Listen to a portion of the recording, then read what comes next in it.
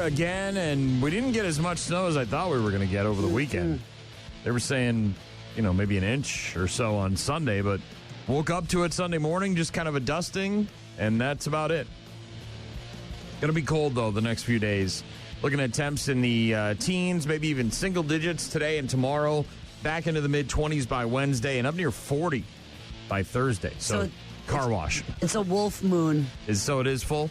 It will appear. By the way, if you get a chance to look at you're driving or you're getting ready to go to work or whatever, look up because the moon is super bright right now. I couldn't believe it when I was driving into work. It's going to be extra bright for about 3 days from now until Wednesday morning. It's peak illumination, so it's called a wolf moon. Wolf moon, apparently. all right. Apparently, but it's super bright. Let's see. What do we got today? Going to talk about movie sequels and franchise films that are coming out in 2025. Talk about emergency kits for your car. Dude. Obviously, very important this time of year with the weather the way it is and everything that's happening. We'll, of course, update everybody on what's happening in California. Second floor Sarah out sick today, so we will not get a visit from her, unfortunately, but we'll get the bad news, happy music, the friggin' sports. And if you want to get in touch with us, as always, rockmornings.com. Head there for all of our contact info. Listen to the show live on the website. Check out the daily podcast. Give it a like and subscribe, and then register to win prizes on the website as well. Get some Tool in just a bit, also some Wage War. Stick around. Rock Mornings with Brian and Gene. More from Brian and Gene is coming up. Rock Mornings, Brian and Gene. Obviously, the California wildfires continue to rage out of control. They're working very diligently to get them under control. Lots of firefighters from all sorts of different states in that area heading in to help out. But yeah, it's continuing. They do have some of it under control. Firefighters in Southern California made some good progress over the weekend with fires that have been tearing through L.A. County. The fact that the wind was cooperating was a big help. Supposed to be more wind today, however, so that could be disastrous. As of last night, neither of the two biggest fires were anywhere close to fully contained. That would be the Palisades fire near Malibu and the Eaton fire near Pasadena. Thousands of homes still at risk. Flames had at least moved farther away from the most populated spots, they say. Last night, officials updating the death toll. They say at least 24. 16 of those people dying in the Eaton fire, 8 in the Palisades fire. Thousands of structures have also been destroyed. Experts think it could end up being the costliest wildfire in U.S. history. Right now, the current estimate is $150 billion in damage. LAPD arresting a homeless man last Thursday for starting the Kenneth fire near Calabasas.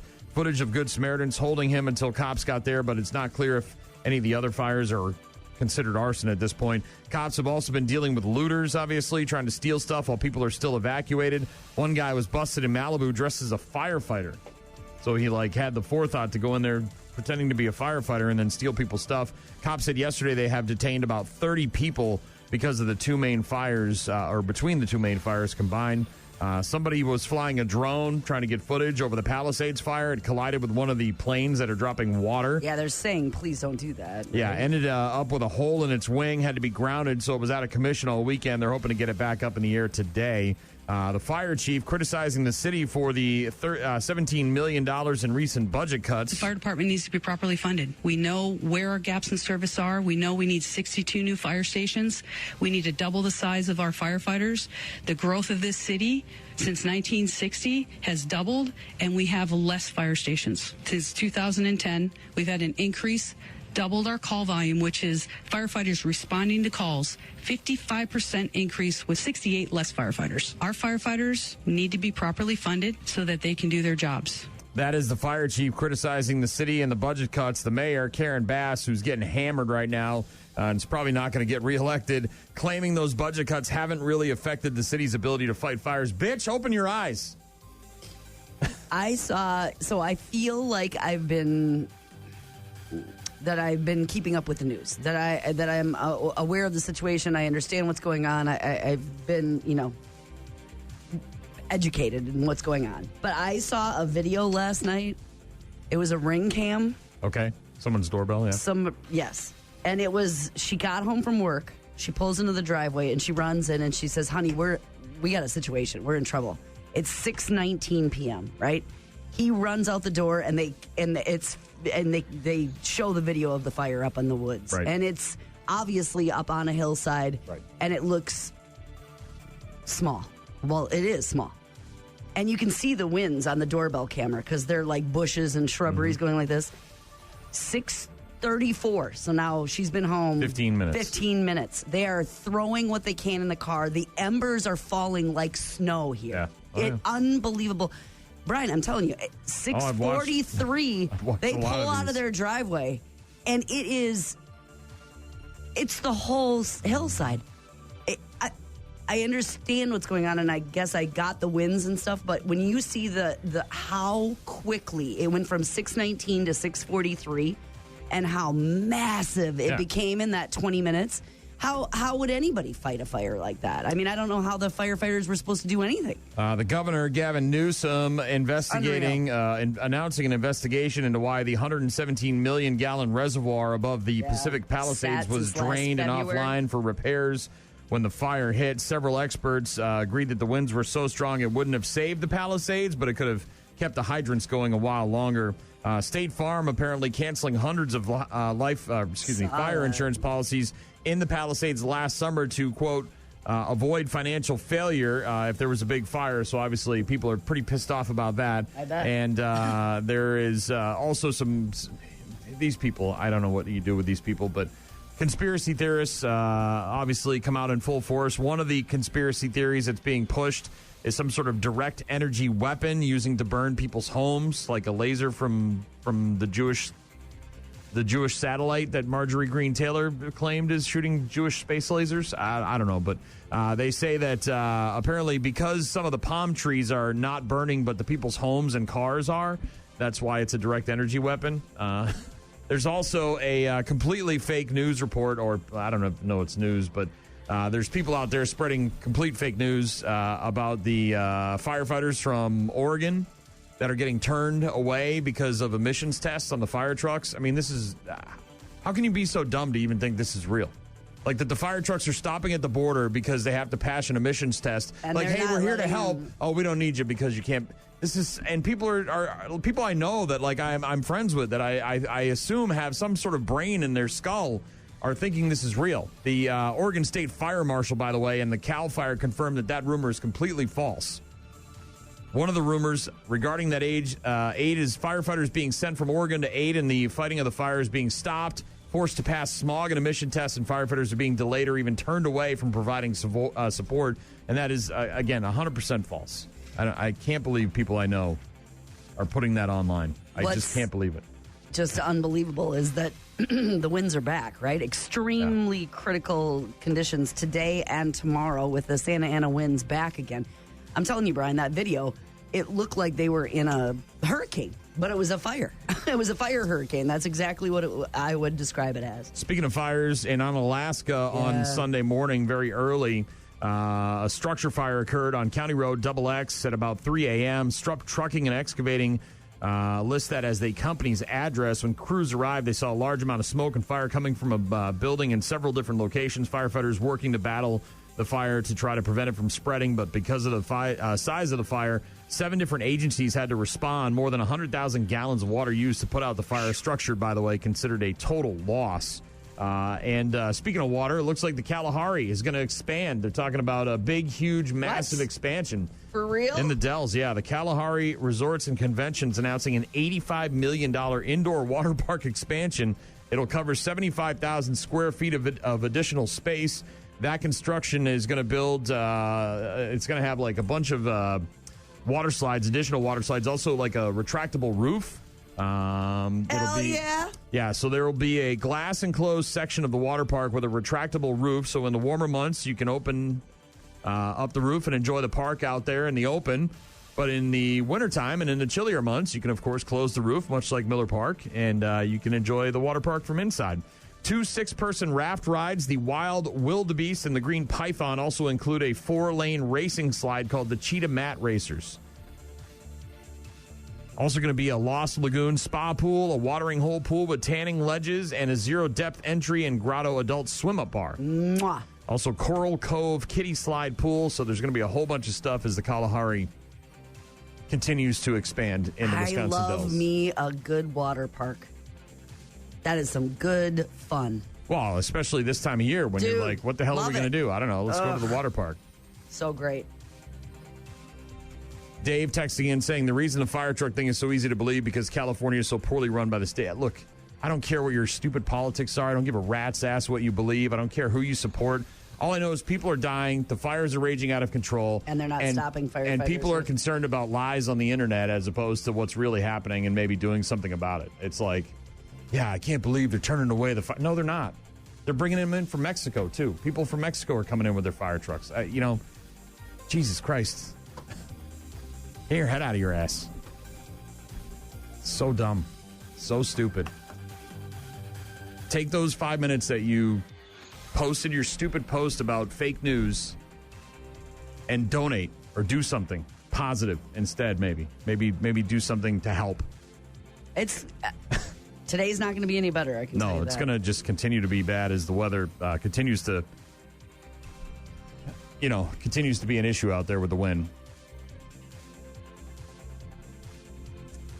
By the way, the temperatures here are not great today and tomorrow. No, it's brutally cold. Wind chills as low as 25 below today, so limit your time outdoors if you can, or at least try to layer. And it's going to get warmer as the week goes on, but then by next weekend, we're back down to 4. It's like we're on a roller coaster. I'm excited to get my car washed on Thursday, or my truck washed on Thursday. Warm by the middle of the week, super cold by the weekend again. Get to sports here in just a bit. Speaking of the cold, we'll talk about emergency kits in your cars, the essential items you should have in there in case you don't have one already. Also get to Tool after Wage War. Rock Mornings with Brian and Gene. Find them online at rockmornings.com. The mighty Tool with Sober on Rock Mornings with Brian and Gene.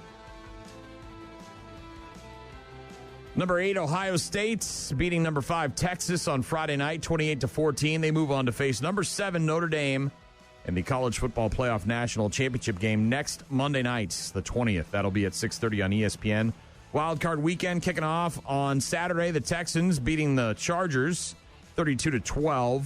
Chargers quarterback Justin Herbert threw 4 interceptions in that game. He looked awful. Saturday night, the Ravens all over the Steelers, 28-14. Yesterday, the Bills destroying the Broncos. The Broncos, on the first drive, looked like they were going to give the Bills a game, and then they just completely collapsed. And then, of course, Philly all over Green Bay, 22-10, the final score. Uh-oh! He's going to take a slide.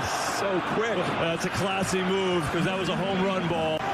He probably all his teammates, look at him. All his teammates are saying, Saquon, what are you doing, man? Take that thing to the house. And the Eagles going to beat the Packers 22-10. They're on to the division. Yeah, Packers offense looked like garbage. Obviously, 5 people went down, though. 4 wide receivers. I mean, that's bunch of injuries. Yeah, obviously without Christian Watson and everybody else going down. How are you supposed to play a game? Well, and Jacobs, to his credit, being basically the offense for the team yesterday, he still got his yards. But yeah, what are you going to do? You know what I mean? I mean, that was just was like one after another. It was like, oh my gosh. And then last night, the Commanders beating the Tampa Bay Buccaneers, their first playoff win since 2006. The wild card weekend doink. The last time Washington won a wild card game, won a playoff game, was 2005 here. Chance to do it with Gonzalez. From 37 to send Washington to the final 8. The Washington Commanders off the upright, and it is in! They doink their way to the divisional round! Unbelievable! I have seen it all now. I even get a divisional doink. I feel like every time I see a game-winning field goal, it's hitting an upright. Oh, my gosh. The divisional doink. Sending the Commanders to the next round. You've got one more game to finish up Wild Card Weekend. That is tonight. Of course, Vikings at Chargers. That game in Arizona moving because of the wildfires. That'll still be at 7 o'clock on ABC, ESPN, and ESPN+. Most of the divisional round is set up. On Saturday, you've got the Texans at Kansas City to take on the Chiefs. That'll be at 3:30 on ESPN, ABC, and ESPN+. And that'll be followed by the Commanders at the Lions, 7 o'clock on Fox. Sunday, the winner of tonight's Vikings-Cardinals game will be in Philly to take on the Eagles at 2 o'clock on NBC and Peacock. And then Sunday night, at 5:30 on CBS and Paramount Plus. It's the Ravens at the Bills. That's going to be a hell of a matchup. Bucks over the Magic on Friday, 109-106. Their third win in a row. Then they lost to the Knicks yesterday handily, 140-106. It was an absolute blowout.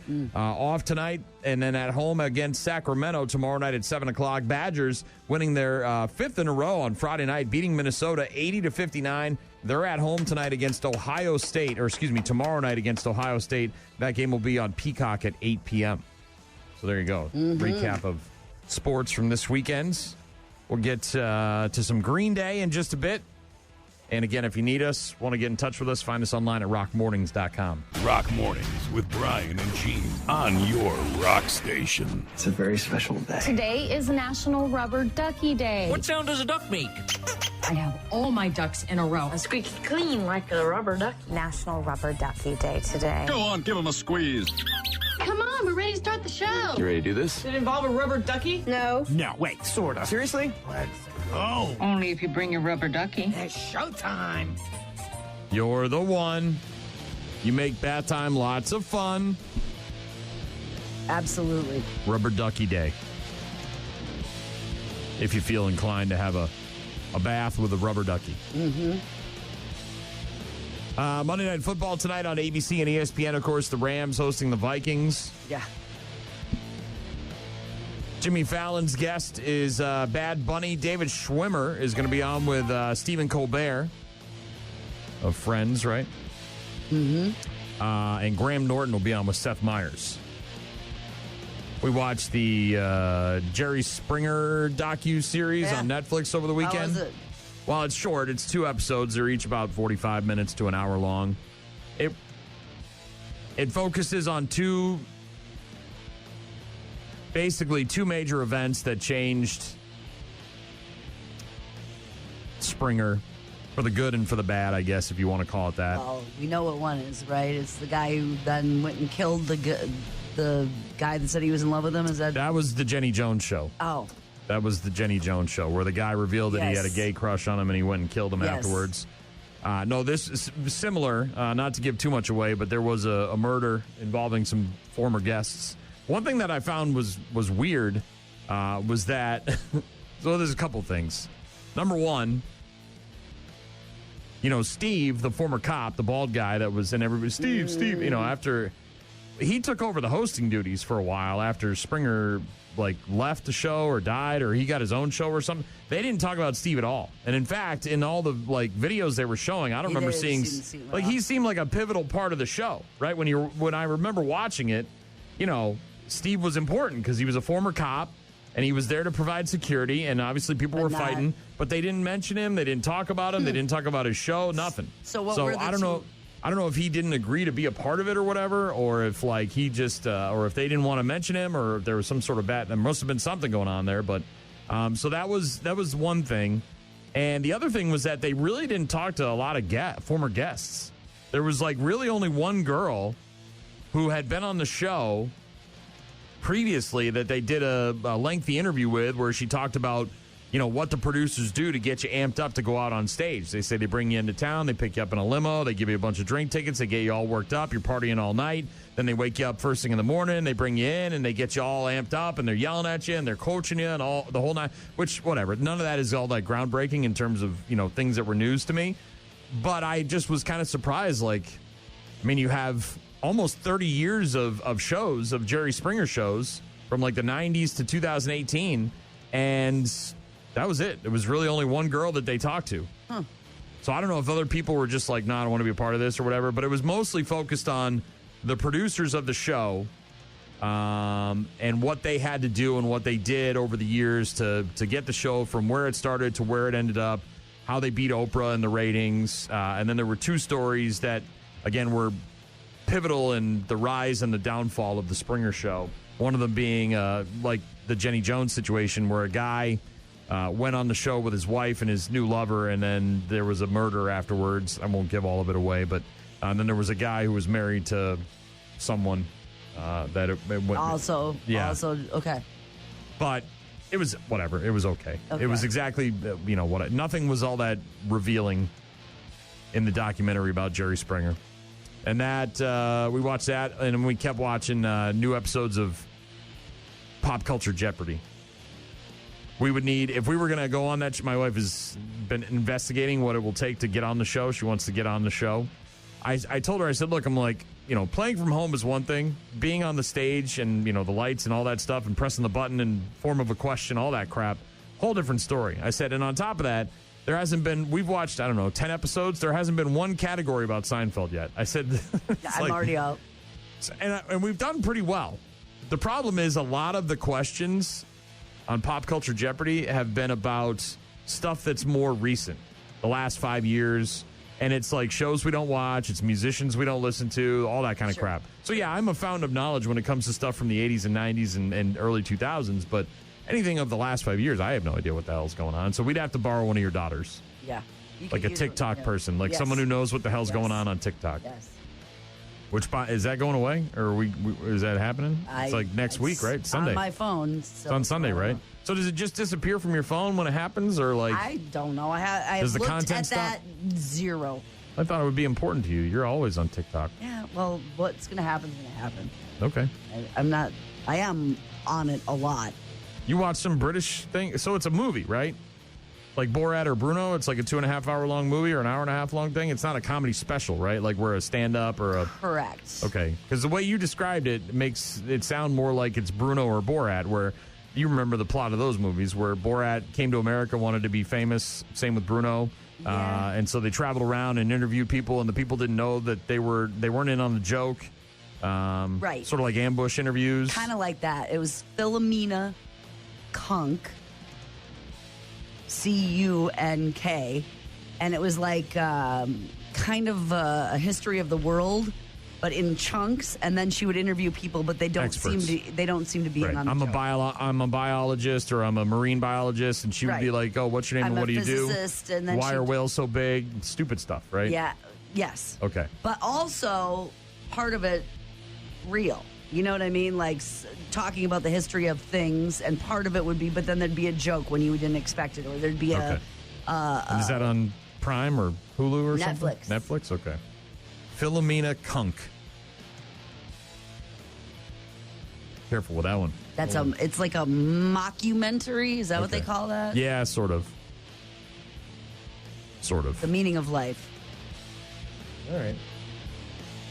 Other than that, we just watched a bunch of football. There was obviously games on Friday night with the College Football National Championship playoffs continuing. Saturday, Sunday as well. Going to be one more tonight, Vikings, Rams. Mm-hmm. Don't forget that game is in Arizona. The line did move, obviously, if you're betting on the game because of the move from L.A. to Arizona. Audio Slave now. Show me how to live. Rock Mornings with Brian and Gene on your rock station. Metallica with their cover of Stone Cold Crazy.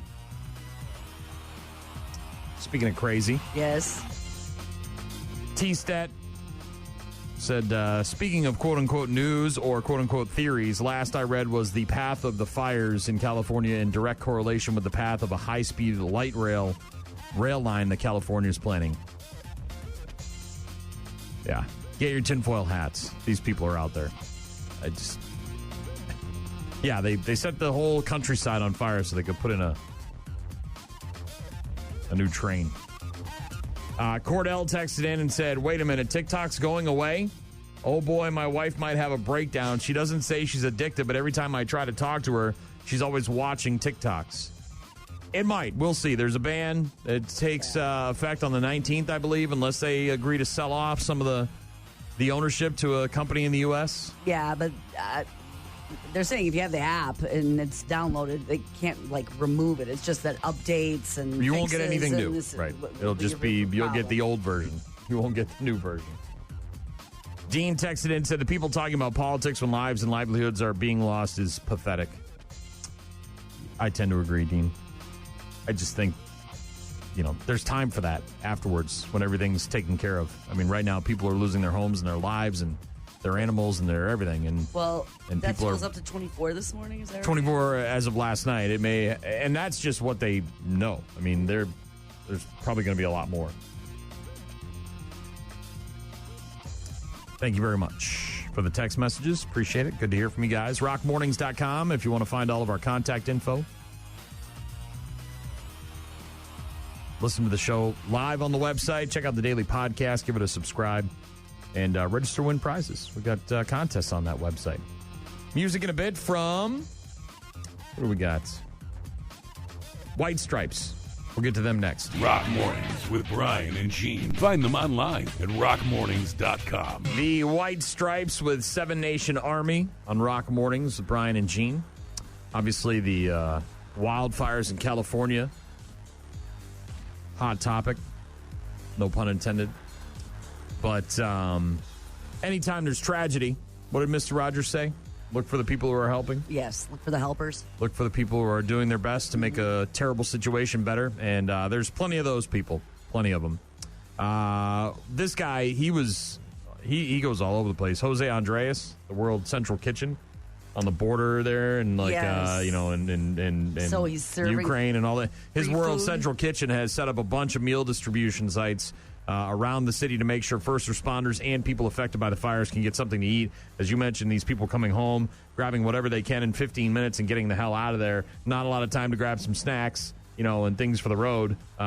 Stores closed, obviously, looting going on, fires everywhere. So the ability to grab something to eat, might not be readily available. So a lot of people are doing stuff like that. There is another woman who has turned her restaurant into a food distribution site. The kids and I, my family, we are down in Laguna. I'm on a neighborhood chat, and they needed food. Some of my neighbors have stayed to put out the fires. I live on the fire line. My house is still standing, but the other side of the road is not. Our neighbors are putting out fires in hot spots, and they were hungry, so I came up to bring them food. That is Marissa Hermer, and she is a restaurateur and former Ladies of London star. I don't know what that is, but she's among the thousands of people that have been affected by the wildfires. She evacuated from her Pacific Palisades home last week on Wednesday, now giving back to the community that she's lived in for the last decade. She said, my husband and I both had to walk in, carry all the belongings we had to grab on our backs and our fronts and piled up. I wore every piece of jewelry that I owned, carried tons of bags, and walked about a mile. You scan your house and you think, whoa, okay, what else am I going to take? And there's no planning for it. Didn't have a go bag, none of that stuff. She said that she is launching a food delivery service for those impacted by the fires called You Give, We Cook, They Eat. She was told that she was initially told that she lost her restaurant in the Pacific Palisades. It's called the Draycott in a shopping center. She turned tragedy into action. Later found out that the mall and restaurant still standing structurally, but doesn't know the extent of the damage, obviously. She said, as I was driving the kids and the dogs down to a hotel, I thought, what about all the other parents? What's for dinner? What am I going to feed my kids? Yep.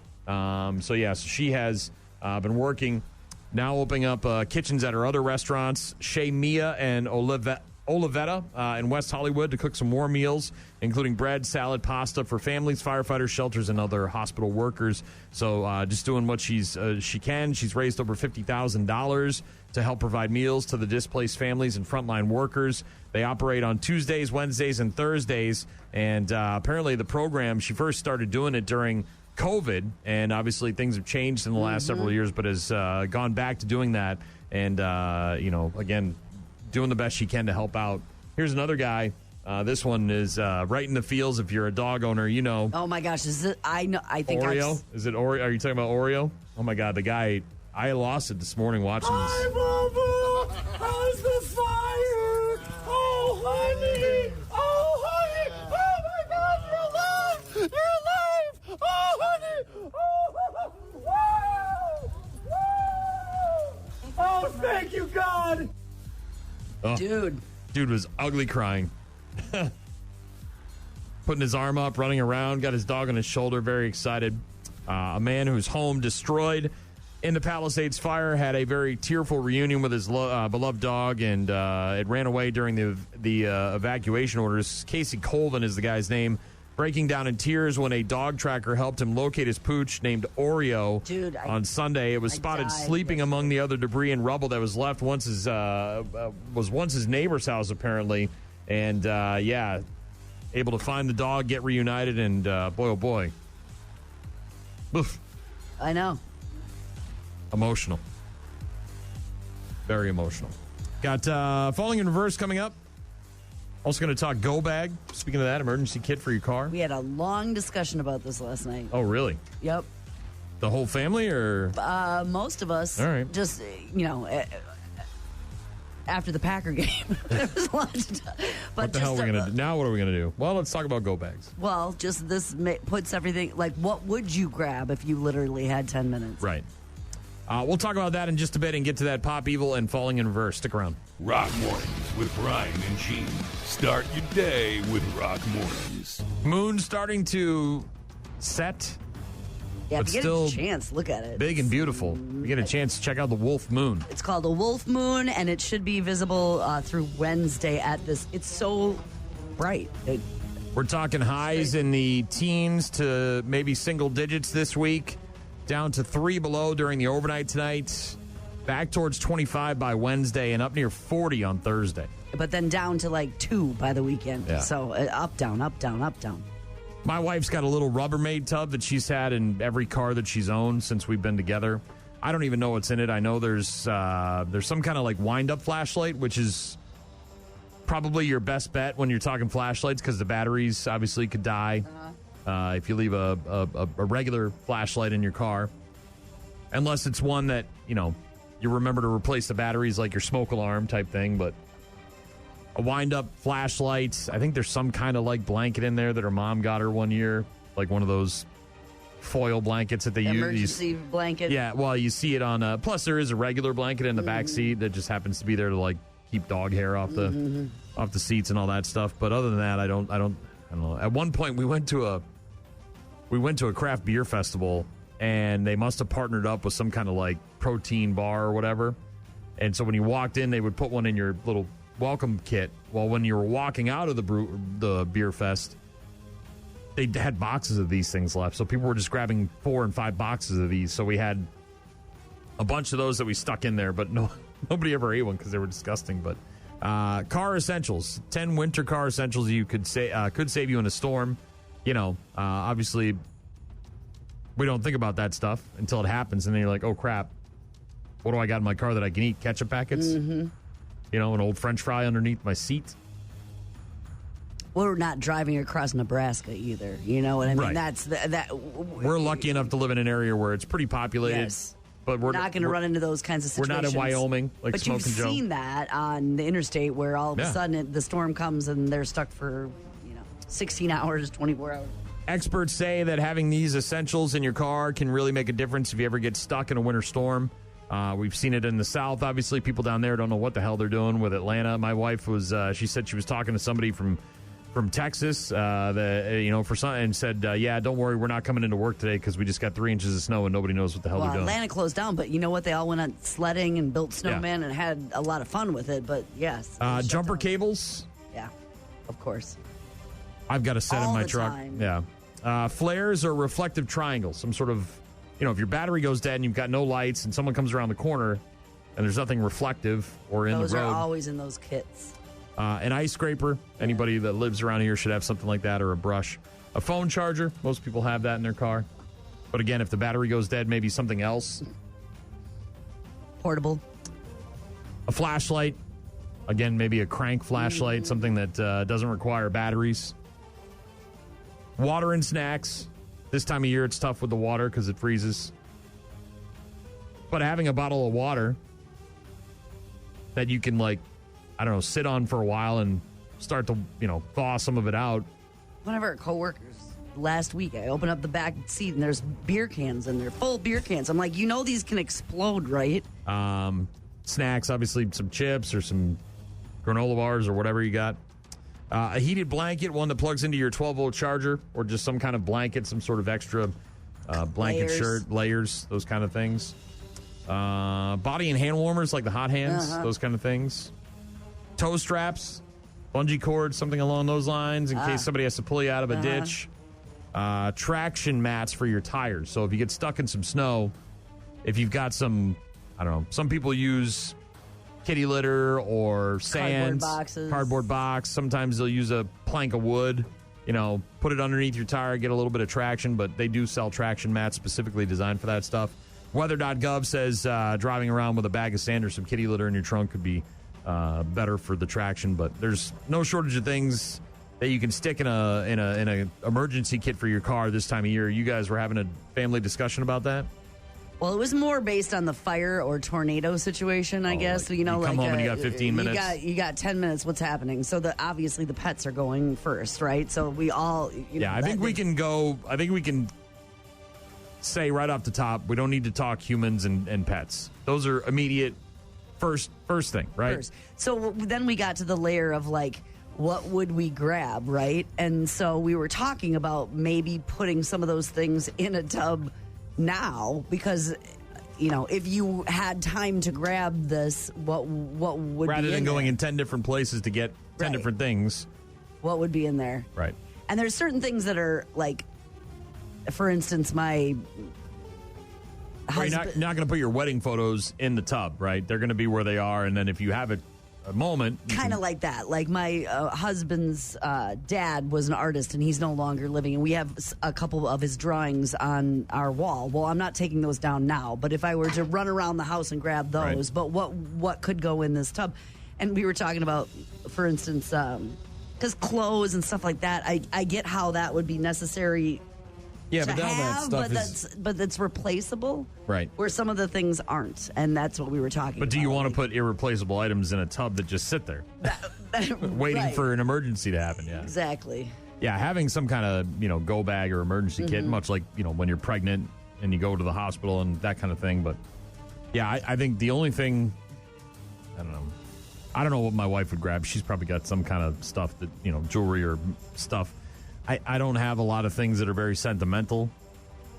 I've got a box of like old cards and notes from high school, stuff like that. If I had a memory box. Yeah, but I don't know. It's been sitting in a drawer for years. I don't think I've looked in it in over a decade. So it's not anything that I would be all that concerned about. But my mom's ashes are pretty much the only thing right now in my house. That and our 3 dogs that we've had to put down. If I had a chance, grab those, take them with us. But. Well, we have a fire safe. We talked about that, too. We have that, too, for, important documents. But it's in our basement. So, depending on, should it be in our bedroom? That seems like a more... Well, it's supposed to survive the fire, so you should be... It's supposed to, right? You should be all right, right? Supposed to.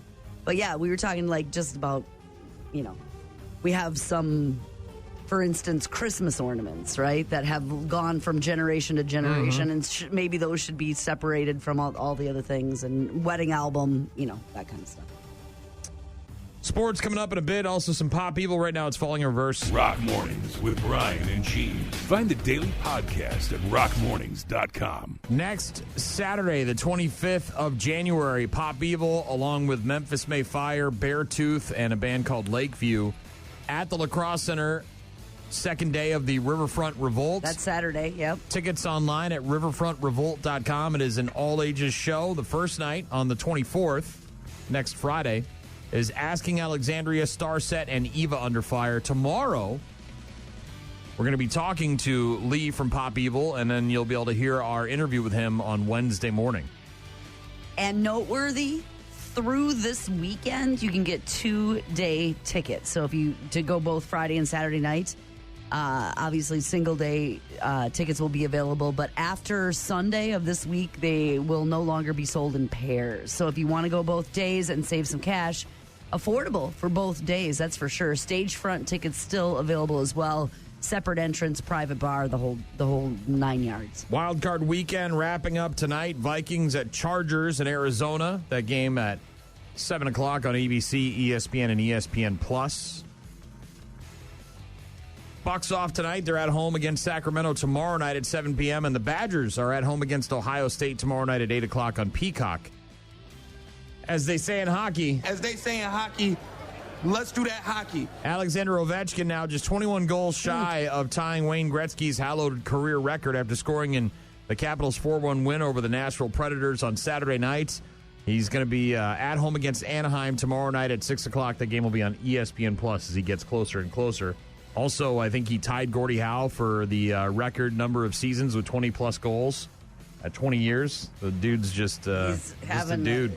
He's having it. Back over to the NFL, Mike Vrabel now going to be the head coach of the New England Patriots. They made the announcement yesterday. Team confirmed the hiring yesterday during the morning. They announced him as the 16th head coach in franchise history. That was kind of a no-brainer there. We all knew that was going to happen. And Major League Baseball now banning 2 fans who interfered with Dodgers outfielder Mookie Betts during the World Series game at Yankee Stadium. Right by Torres. Betts in the corner. Does he have room? Fights with the fan.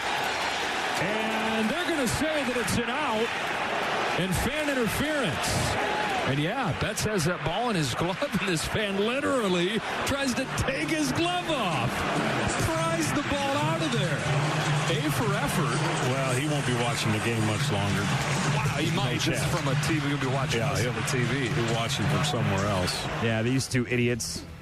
They've been banned. Weren't they season ticket holders too? Yeah, if I remember correctly. Yeah. Well, and the Yankees were going to let him come to the game the next night, and then MLB had to step in and say, "Yo, that's not happening." And now they've been banned forever. Oh man, at least indefinitely. The league sending a letter to Austin Copabianco and John Hansen this week, informing them of the decision, saying, quote, on October 29, 2024, during Game 4 of the World Series at Yankee Stadium, you interfered with play by intentionally and forcefully grabbing a player. Your conduct posed a serious risk to the health and safety of the player and went far over the line of acceptable fan behavior. Based on your conduct, Major League Baseball is banning you indefinitely. Can you imagine? From all MLB stadiums, offices, and other facilities.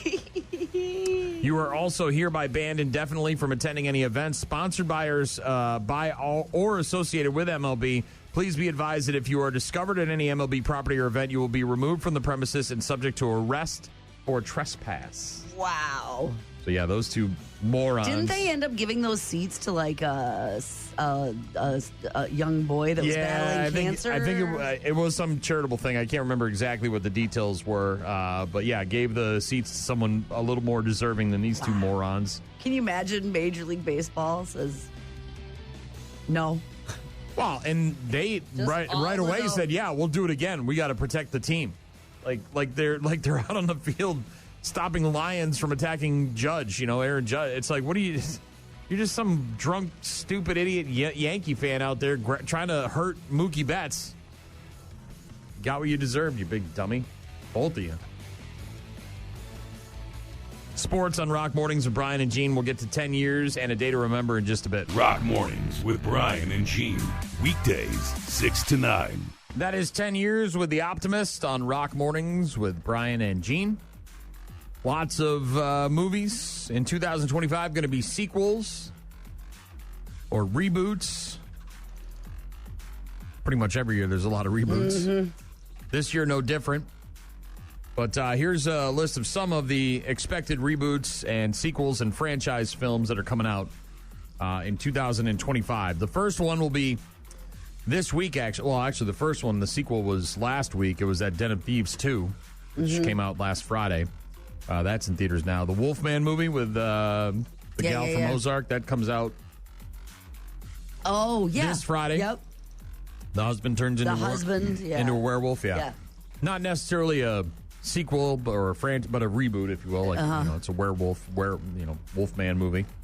There's been plenty of those. A new Marvel movie comes out on February 14th, Valentine's Day. Captain America: Brave New Worlds. Captain Sam, can you hear me?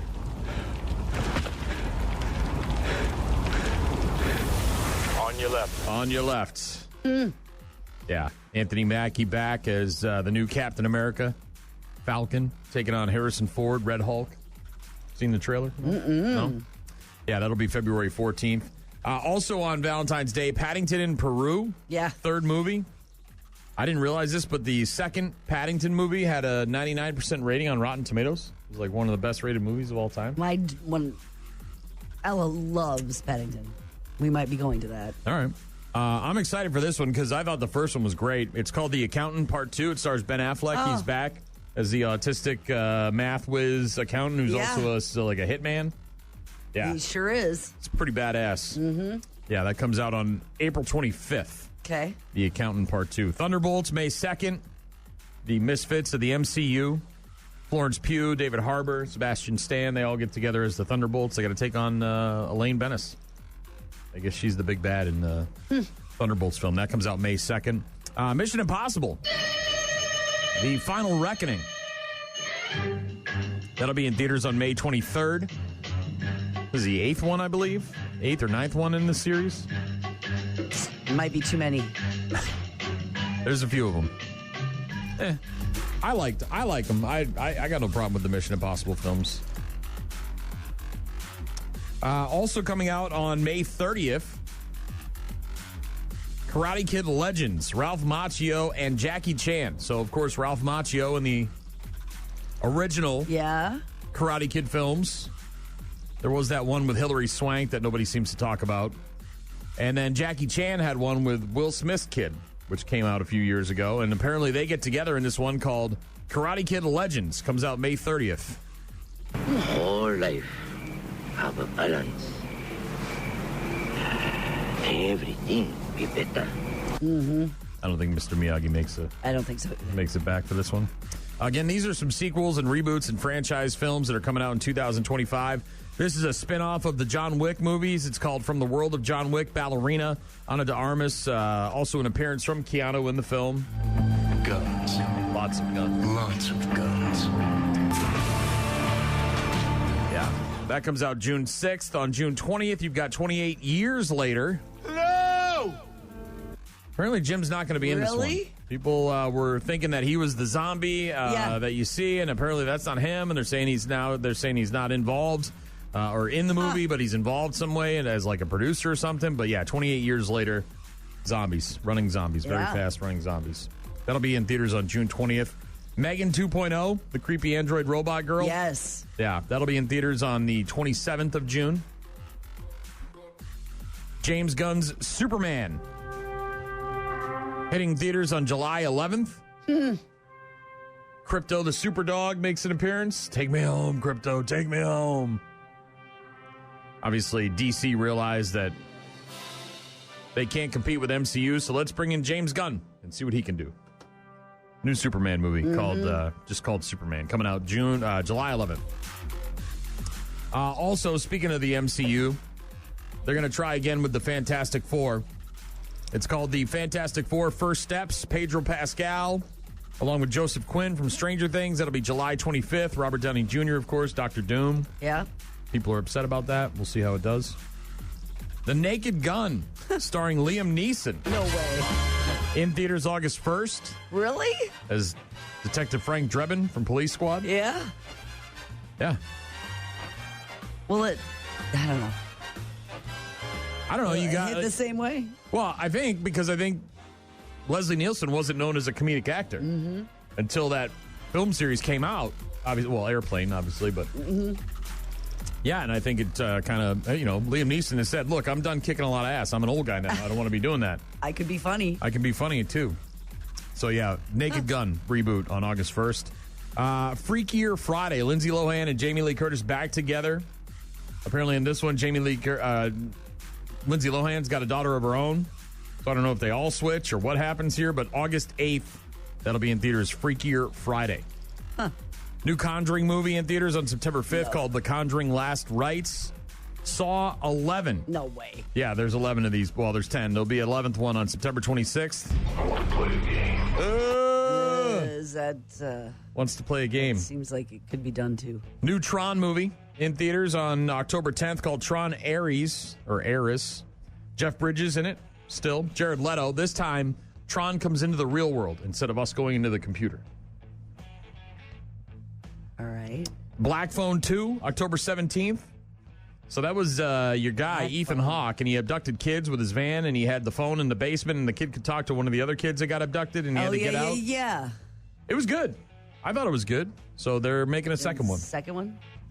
And it's titled The Black Phone 2, and that'll be in theaters October 17th. For some reason, I don't know why, I will refuse to watch this. You cannot improve on perfection. But they're rebooting and remaking The Running Man, this time with Glenn Powell, who I think is like vanilla yogurt. This guy doesn't...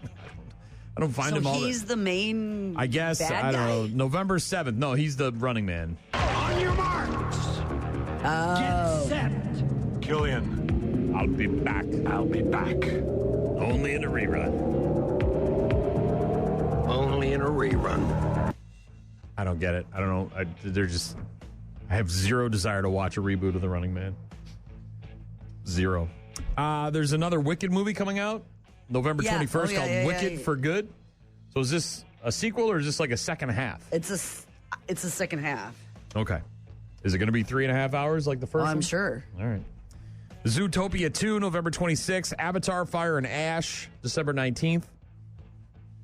They're remaking Anaconda, the one with J-Lo. Had John Boyd in it as well, Ice Cube, the one that came out in the late 90s. This time, Anaconda starring Paul Rudd and Jack Black. It'll be in theaters on Christmas. I have had it with these snakes on this plane. So it's a comedy? No, I think, maybe there'll be comedic bits, but Anaconda. They made sequels to that, too. So this is like, I think, a full reboot as opposed to a sequel. With Jack Black? And Paul Rudd, Ant-Man. Also coming out this year, in terms of sequels and reboots and franchise films, Happy Gilmore Part 2. You're in big trouble, though, pal. I eat pieces of shit like you for breakfast. You eat pieces of shit for breakfast? No. There's another Knives Out film. Oh, yeah. I knew that was going to happen. Daniel Craig. It's called Wake Up Dead Man, a Knives Out mystery. There's another Bridget Jones film coming out, apparently, February 13th, called Bridget Jones, Mad About a Boy. There's another Snow White film coming out, another Lilo and Stitch. Yeah, I saw the Snow White trailer. There's another Final Destination film coming out in May called Bloodlines, another How to Train Your Dragon, another Smurfs movie, another I Know What You Did Last Summer film coming out in July. Let's see, another Mortal Kombat, another Five Nights at Freddy's. Now You See Me 3 is coming out, and SpongeBob movie apparently coming out in December, Search for SquarePants. So, yeah, lots and lots of sequels and franchise films and reboots. Again, Running Man, what are you doing? This Glenn Powell guy. Why is he in movies? Like, I don't find him interesting at all. Like, circus performers stranded in a rainforest after an anaconda attacks their boat. They encounter poacher hunting the snakes who see them as bait. They use their circus skills for survival against deadly threats.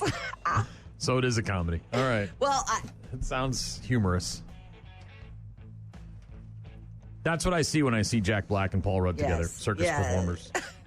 Yeah. All right. So there you go. A list of some sequels and franchise films and reboots to look forward to, I guess, in 2025. Got some AC/DC coming up.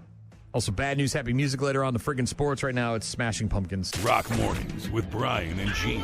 Find them online at rockmornings.com. 1979 from the Smashing Pumpkins. Got a text from Brenda earlier.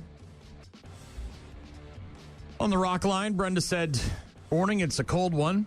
If you have time, can you play some Firehouse to warm me up? Thank you." Can try and get that in. Chris in Alabama said you can always use your floor mats of your vehicle for traction grabbers. Oh, that's a handy hint. Yeah, I mean, if you don't have something else in your vehicle that you put in there specifically for traction, like kitty litter or sand or whatever, they're certainly something you can take out and use. He said, and as part of any go bag situation, anytime you're leaving the house in that type of moment, you should always take your firearms as well. Yeah, unless you got 100 guns. You know what I mean? Like 10 minutes. You got 10 minutes. Selective Hearing Stu texted in, said 12 by 14 concrete room. That's my safe. I think we've seen this picture before. It's like we're in his kitchen right next to the fridge. Oh. Big like his fire safe? Is that what he's saying? I think he keeps more than important documents in there. Oh. Similar to what Chris in Alabama was talking about. I think he's got his guns in there. Yeah. And Doc said, when is the Knives Out movie premiering? It's not till fall, isn't it? I mean, it's not... I don't remember seeing a date on that. There's apparently going to be a Predator movie or two coming out as well. There's also going to be do you remember that movie Nobody with Bob Odenkirk from Better Call Saul? They're making a second one of those as well. It says TBA in terms of when the Knives Out film will be released, so no actual date on that one yet, but I guess Billy Corgan lives out in California. I didn't realize that. I thought he was lives there or just has a house there. He has a house. Well, he evacuated and is unsure of the status of his home. So I don't know if it's. Yeah, I saw one of the guys in Primus. His house got burned down. Somebody in Iron Maiden, their house got burnt down. Well, there's going to be a lot of celebrities and rock stars that have houses in L.A. that are going to be burnt down, along with regular ass people too. Billy Corgan lived in Chicago, but I guess that's just where he was from, and not necessarily. We'll get to bad news, happy music a bit later on. And again, if you want to get in touch with us, rockmornings.com. Looks like the sun is going to come out today, but it's only going to be about 11 degrees in the area. Super cold, warming up later this week, and then super cold again for the weekend. AC/DC next. Rock Mornings with Brian and Gene. Weekdays from 6 a.m. until 9 a.m. AC/DC, you shook me all night long. Natalie Dyer is 30. Nancy Wheeler on Stranger Things. Oh, Nancy. Huh. William Hung, 42.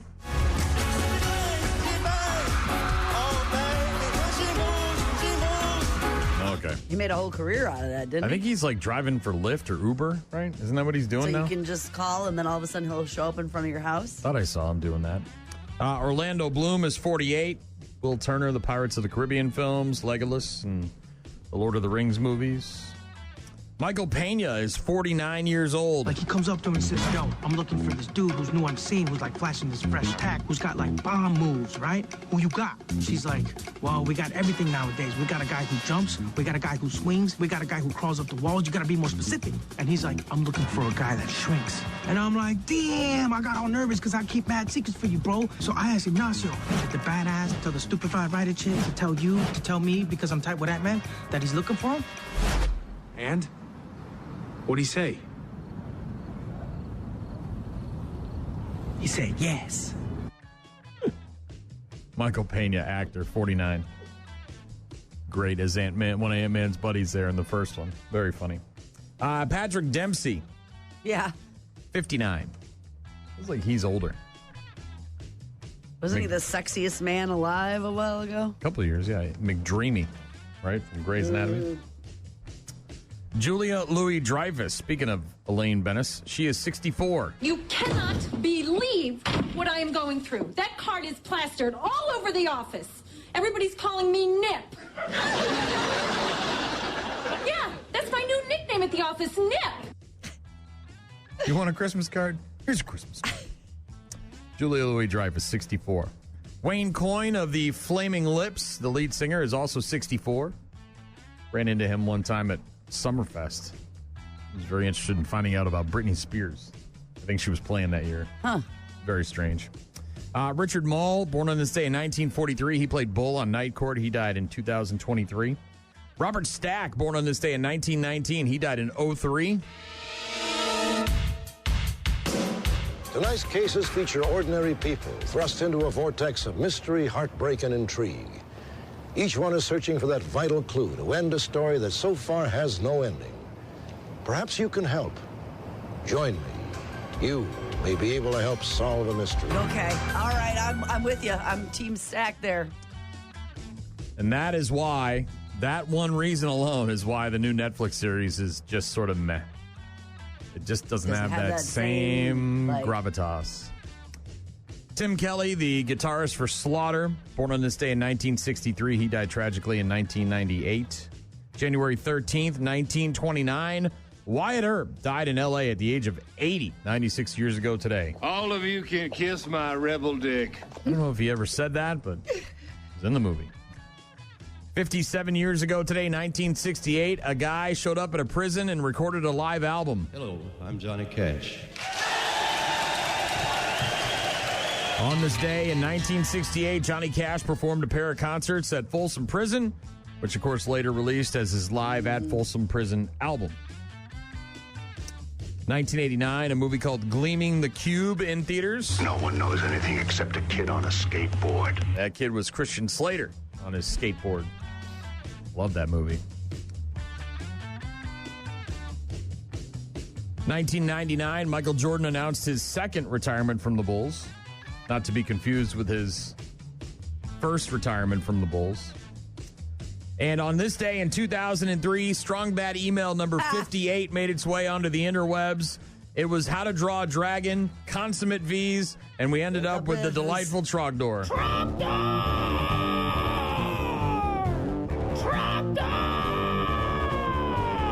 Trogdor was a man. I mean, he was a dragon man. I mean, he was just a dragon. But he was still Trogdor.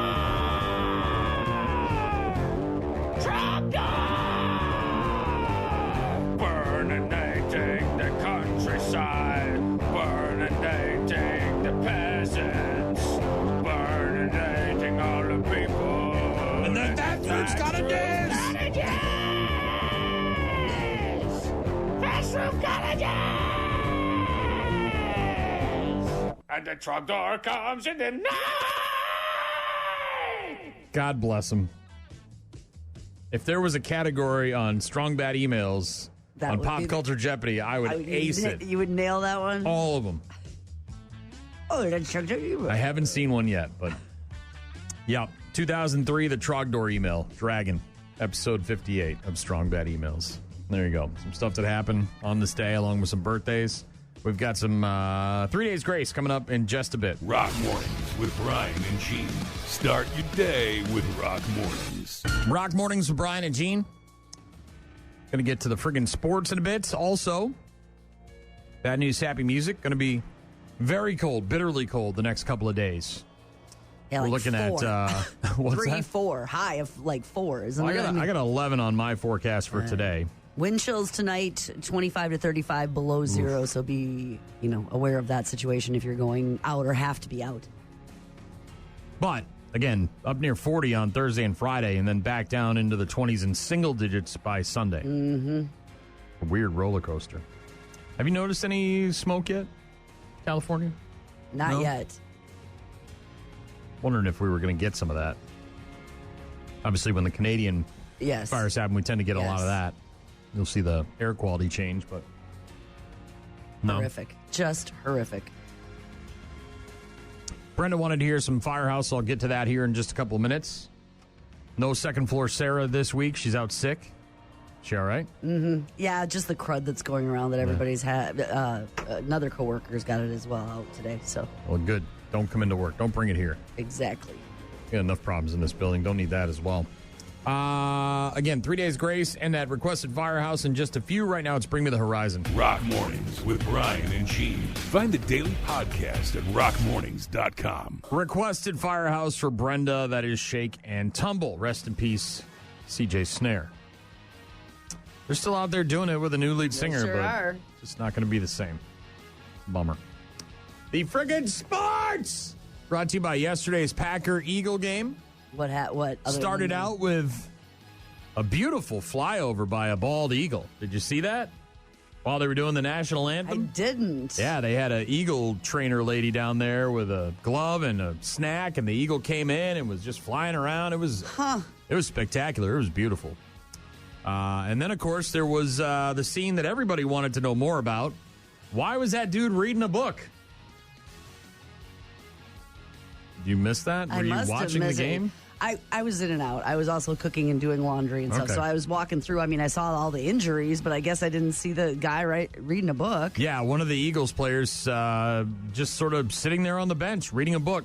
Normally, they'll go over and they got the tablet. Yeah. And they're talking to a coach or they're figuring out a play or whatever. No, this guy had a full-ass book with pages and covers and everything.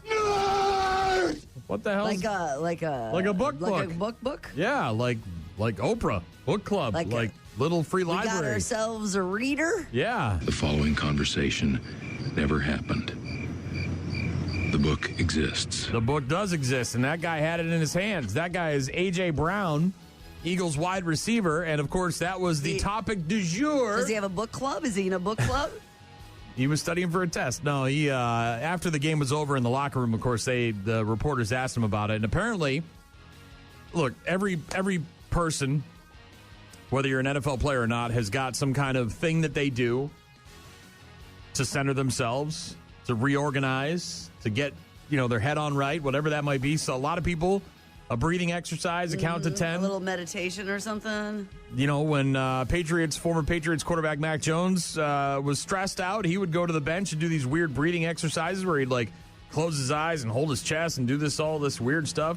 This guy apparently A.J. Brown just reads so that he can recenter himself. That's what calms him down. You know, it's somehow I refocus. Is there a certain passage that you read from? Yes, I always revert back to like the beginning of the book. It states, you have a clear mind and remember that nothing else matters. Clear mind and clear consciousness, you know, nothing matters, negative or positive. You're willing to take risks, you know, and I go back to it, and it also says, if you're humble, you can't be embarrassed. So no matter what happens, like in the game or whatever happens, you know, I'm just going to stay free, you know, play free, you know, keep going, take risks, you know. So, were you frustrated when you were reading the book? No, I was not frustrated at all. I figured that's what y'all probably thought. I wasn't frustrated. Why y'all always think I'd be frustrated? Like, yeah, I read the book. Yeah, I like to read. Give the guy a break. He likes to read. So he goes back and reads the same passages, it sounds like. He goes to the beginning of the book, so there's like a cadence to it almost. He knows what's happening. Yeah, well, it's almost like, you know, a lot of teams will have a saying as they exit the locker room. Play like a champion today, whatever that might be, right? And the players go by and they slap that, and it's a mantra and all that stuff. And that's kind of similar to what this guy's got going on. A.J. Brown, again, caught on camera on the sidelines reading a book in the middle of the game, not like after halftime when the teams are still warming up. Mm-hmm. The book is called Inner Excellence. It's written by a guy named Jim Murphy. And it is apparently to train your mind for extraordinary performance and the best possible life. This is like how to win friends and influence people or whatever, one of those self-help books. And cameras caught him. He said he has highlighted passages that have helped him bring a sense of peace. Was not reading it because he was discontent. He said, I wasn't frustrated at all. I figured that's what y'all probably thought. Why do you always think I'm frustrated? Dang, I like to read. It gives me a sense of peace. He said to me, books. Yeah, A.J. Brown said, to me, this game is mental. I believe I can do anything and everything, but I've got to make sure my mental health is good. My teammates call it the recipe. We're so surprised that an NFL player reads a book. That we have Is to it make because it's on the sidelines, though, don't you think? It's just, you know. Didn't Aaron Rodgers eat a hot dog one time? Like he was sneaking dogs? People do stuff. I don't know. It's still, you're out there for a couple hours, man. He's got a Sometimes book he you carries gotta poop. with him, and he's Sometimes got you want to read phrases he highlights, and then he goes back and rereads those and rereads those and rereads those. You think you'd put them on something else? Like you'd take those phrases and have them on. My guess is similar to like, similar to like on your phone. I hate to like draw a line between the two things, but similar to like The Catcher in the Rye being some sort of weird thing with serial killers or some sort of weird, he probably has a favorite version of the book that he's worn in, has highlight, it has all that stuff, and like it gives him having that there is like his. It's his Wookiee. Yeah, it's like a Bubba. Yeah. Having the book and being able to refer to it and go back to it, and it's there, and it's my safety blanket, and I'm sure it's got a little bit of that to it, but that was the topic du jour yesterday after the Packer game was over. Obviously, the Packers losing to the Eagles, but people wondering, what the hell is A.J. Brown doing reading on the sideline? By the way, eagle flying over my backyard yesterday afternoon. Oh, really? Looked out the window, and I'm like, holy moly. I mean, no small animals outside, or that thing may have come down in our yard. If you haven't seen the video from yesterday's game, the pregame flyover with the Eagle, it's pretty sweet. Check it out. Bad News, Happy Music is coming up in just a bit. Rock Mornings with Brian and Gene. Weekdays, 6 to 9. You're about to enter a beautiful, exciting, wonderful new world. A cockroach living in your nostril. Now that's just nasty. Add in some haven't pooped for 30 days. Poop is raining from the ceilings. Poop. And sprinkle in some hashtag Florida Man for flavor. Florida Man. Florida Man. Florida Man. Florida Man. Florida Man. Florida Man. Florida Man quits his Burger King job, steals all of their chicken nuggets.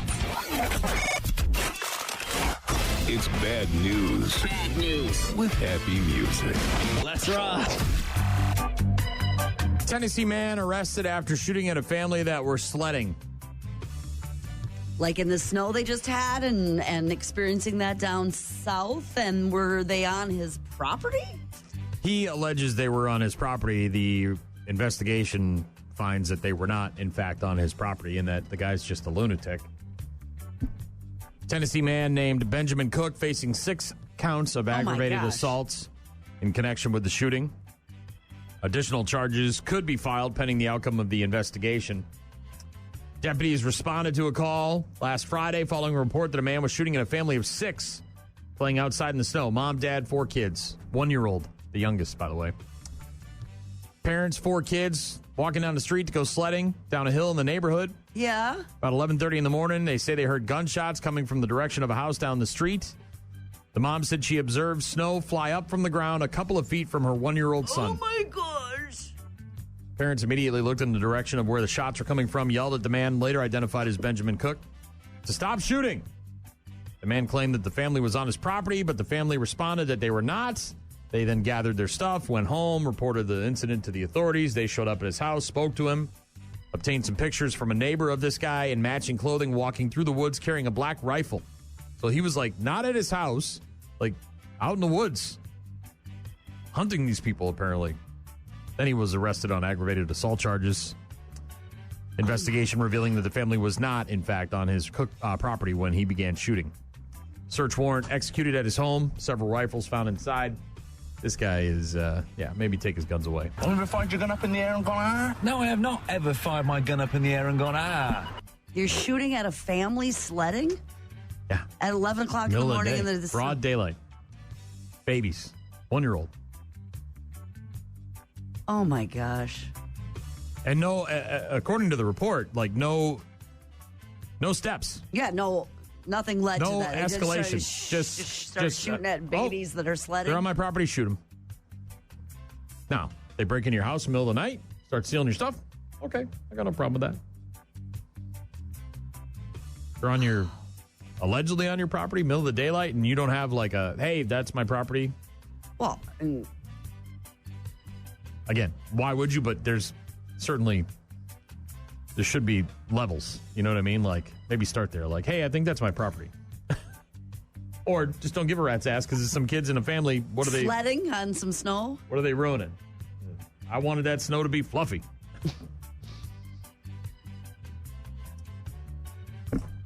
Hot Pockets. You know them. You love them. 1,000 degrees in the middle. 1,000,000 degrees on the ends, frozen in the middle. Yes. Hot Pockets. Well, this guy really wanted a Hot Pocket in Michigan. His name is Daniel Hudson, went into a Dollar General, started stuffing Hot Pockets into his pockets. An employee confronted the guy, didn't take it very well, so he started yelling at them, then reached into his other pocket and pulled out a gun. Daniel then threatened to blow the employee's head off, so they let him get away. Called the police. They said they knew him because he was a regular customer. This guy has now ruined his regular customer status. You can no longer come in here, Daniel. Daniel comes in all the time and makes purchases. Today he wanted to steal frozen pastries. He really wanted that Hot Pocket. Just like had to have it. I'm moving a little slow tonight. I had a Hot Pocket for dinner. Good to see I'm not the only white trash here. Maybe Daniel was in the crowd that night with Jim Gaffigan. Cops tracked Daniel down in the break room at his workplace. So he was going from the Dollar General Hot Pocket. Well, he must work in the area. Gun thing, and then he went to work. He must work. Maybe he was on his lunch break and he realized he didn't have anything, and he didn't have any change for the snack machine. So he said, "I'm going to get me a Hot Pocket." Went to the dollar store, probably like, hey, they're only $1. No I one's shop miss here them. all the time. I shop here all the time. I'm Daniel. Look, I owe you. I'll leave you an IOU. No, here's a gun. He was apparently eating the Hot Pockets when the cops arrived. Get out. They did arrest him and found a pistol in his backpack. Daniel tried telling the police he didn't mean to steal the Hot Pockets. He just put them in his pocket because he, quote, didn't see a clerk at the Dollar General. He claimed that he only got the gun out when he was emptying the Hot Pockets out of his other pocket, and an employee showed up and he didn't point it at anyone. That's a lot of claims. He claimed a lot of things. Cops asked him why he was going to blow the employee's head off, and he admitted that he was, quote, basically a threat. Like, look, I wasn't really going to do it. It was just get off my lawn. Said that he became, that was because he was upset they weren't going to let him purchase the Hot Pockets. He's now facing theft and gun charges. Another guy who probably should not have a gun. Probably not. So he... Look, he probably went to the store in desperate need of a Hot Pocket. Didn't see anybody around and said, I can probably walk off with 7,000 or 8,000 of these things. No one's around. It's a dollar store, right? There's crap everywhere. No one could see me. So he did. Then he got busted, realized he was busted, pulled the gun out and said, I'm not giving these Hot Pockets back. I'm at work and I'm hungry. That's the part that... Then he went back to work after and started eating them hot. Why wouldn't you? He went back to work I told you, he microwaved really, some lunch. Really wanted the Hot Pocket. Wow. Again, broad daylight on this one, too, 10 in the morning. Yeah. Well, you don't take lunch at 4 in the afternoon, do you, Brian? Well, if you work second shift. I suppose. Hashtag Florida woman is a housekeeper in Florida and is now facing felony charges after she assaulted an elderly woman who refused to pay her a $500 Christmas bonus. She actually took the check by force, took some Christmas cards that had money in it, took some debit and credit cards, left from the residence, and then forged signatures and took quite a bit of money, or attempted to take quite a bit of money in from this woman. Based on what she was using the monies for, she was in financial trouble. Maybe she just saw this as the only way possibly out of it. But to take advantage of one of our elderly seniors is not what you do. So, yeah, she must be working for this 83-year-old woman and had some bills that she wanted to pay. So she asked for a bonus and then took Christmas cards? And then stole her checkbook and started forging checks to steal money. Yeah. Heather Nelson's her name. She's 29, facing multiple felony charges after assaulting an elderly woman over a denied $500 Christmas bonus. Like, hey, if you do a really good job, I'm going to give you $500. Oh, by the way, please don't steal my checkbook and forge checks and use my credit cards for things that they're not meant for. She was arrested January 7th after deputies traced the stolen funds, remains in jail without bond. Facing more than a half a dozen charges, including robbery, aggravated battery, forgery, fraud, grand theft. Todd Goodyear, the public information officer for the Brevard County Sheriff's Office in Florida, says, quote, she deserves where at right now, and that's in jail. I think where she's at right now. Mm-hmm. The officer there said on Christmas Eve, Nelson physically assaulted the 83-year-old woman, leaving her with a swollen wrist after her demands for a hefty Christmas bonus were denied. According to the cops, Nelson then snatched the woman's checkbook from her hand, left the residence, forged some signatures, and has attempted to take quite a bit of money from the woman. Was the elderly woman's house cleaner, trusted employee. Nelson made a check out for $1,400, also used the woman's credit card to pay her rent. Who the hell is taking a credit card for rent? Oh, you had to be a check or a money order. Really? Mm-hmm. People pay their rent with a credit card? Sure. All right. I haven't paid rent in a long time. I pay the mortgage, but it's online. Not with a credit card. I mean, like, don't mind that the name doesn't match mine. It's a completely different name. Just run the credit card, Mr. Landlord man. Landlord don't care. I got my money. Exactly. Also bought a number of other things as well, much like the lady from last week. I was just going to say, this is similar to, but that one, the son found out about it, wasn't it? That's how he got, Yeah. Again, trying to claim that you're strapped cash-wise, you got bills to pay, but you can't go out and buy nails and fast food and all sorts of stuff when no one's going to believe you. Not that it would matter, but. Elsewhere, a sheriff's deputy, has now left his job, quit on his own after he crashed into a vehicle, a citizen's car, while watching porn on his phone. This happened in hashtag Florida as well. Driving and watching? Oh, yeah. Okay. Resigned from his job after he crashed into a civilian's car. The Lake County Sheriff's Office Internal Affairs investigation found that former deputy Tristan McComber was looking at something not safe for work before the crash happened. This was in November of last year. Body-worn camera capturing the steering wheel airbag deploy after his department-issued cruiser crashed into the back of another car. Video shows him tossing his cell phone onto the seat, then picking it up before he goes to check on the other driver. I got to shut that down, probably. Close my tabs. Delete my search history. The deputy said to the driver, "Hello, ma'am. Are you okay? I'm so sorry." Deputy told a sergeant that the brakes had locked up on him before he rear-ended the other car that had stopped for a school bus. This could have been very deadly.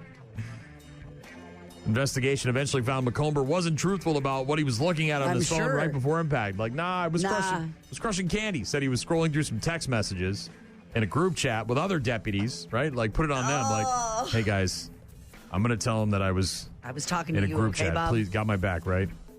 Investigation found that he was looking at something a little more visual and inappropriate while on the job.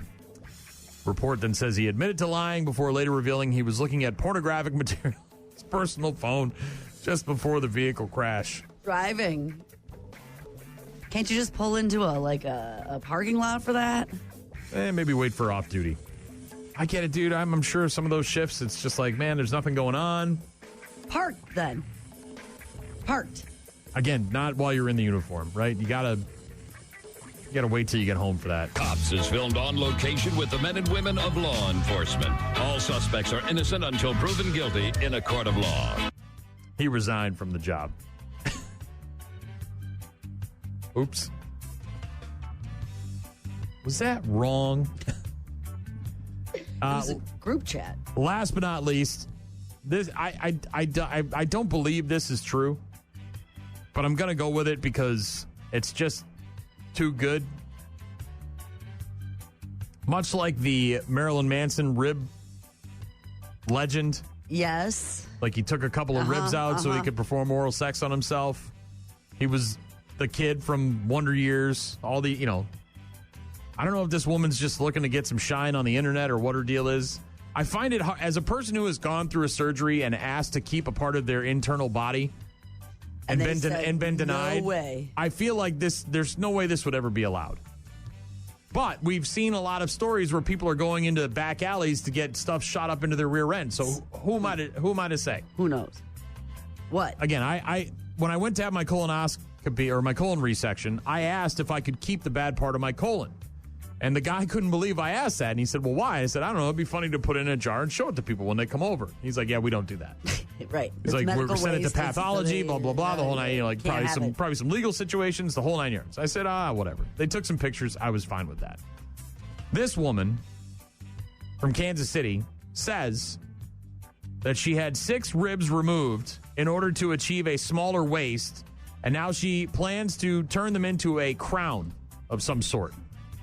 And has videos of her with the bag of the ribs. I feel like this is completely fake. I got my ribs removed. I got them removed for cosmetic purposes. These are my rib bones. There's 6 of them. This one's so tiny and small.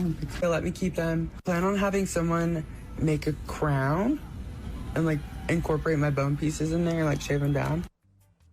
No one's doing that, right? But then you remember the corpse thing from Harvard. Remember that?